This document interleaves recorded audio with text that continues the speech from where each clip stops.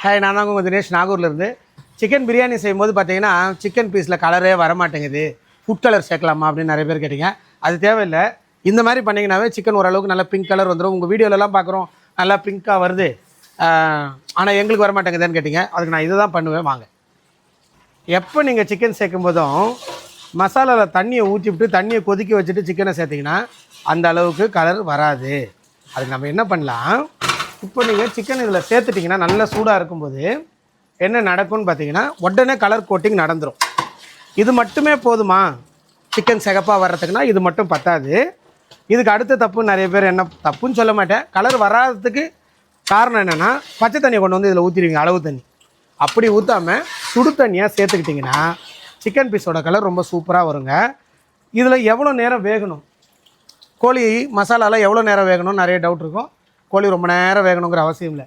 உங்களுக்கு எந்த கலர் வந்தால் உங்களுக்கு பிடிக்குமோ அந்த கலர் வந்த உடனே சுடு தண்ணியை சேர்த்துருங்க. சுடு தண்ணியை நம்ம சேர்க்கும்போது என்ன ஆகும், ஆல்ரெடி மசாலா கொதிச்சிட்ருக்கு, சுடு தண்ணியை கொண்டு வந்து சேர்த்தோன்னே உடனே அடுத்த ஸ்டேஜுக்கு போய் கொதிக்க ஆரம்பிச்சிடும். அப்போ என்ன நடக்கும், கோழியோட கலர் நல்லா மேட்ச் ஆகிடும். ஓகே. அதுவே நீங்கள் நல்லா சூடாக கலரை நல்லா திருப்பி சிகப்பாக கோழியை வர வரைக்கும் வதக்கிட்டு பச்சை தண்ணியை கொண்டு வந்து ஊற்றுனீங்கன்னா திரும்பியும் கழுவி விட்ட மாதிரி போய் பேக் ஸ்டேஜ் போயிடும்.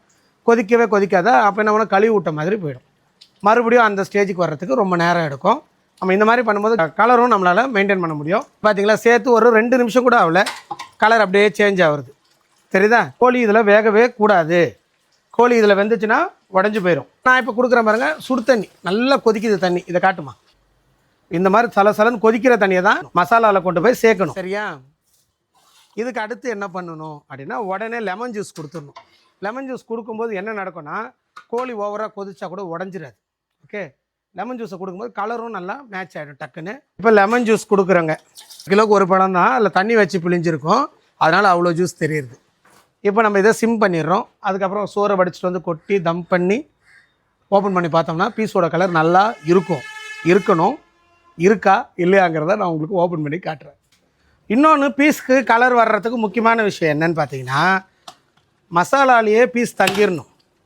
கண்ணாம்னான்னு போட்டு கிண்டி பீஸை மேலே வர வச்சிடக்கூடாது. பீஸ் அப்படியே பிரியாணி ரைஸோட மேலே வந்துருச்சுன்னா என்ன ஆகும்னா கலரு மாறிடும், வெள்ளையாக போயிடும். அதுவே கீழே மசாலாக்குள்ளேயே இருந்துச்சுன்னா நல்ல கலர் சிகப்பாக வரும். பீஸோட கலர் பார்த்திங்கன்னா நல்லா பிங்க் கலரில் வந்திருக்கு. அப்படியே செவ செவ செவ செவன்னு வந்திருக்கு. அதுபோல் பீஸோட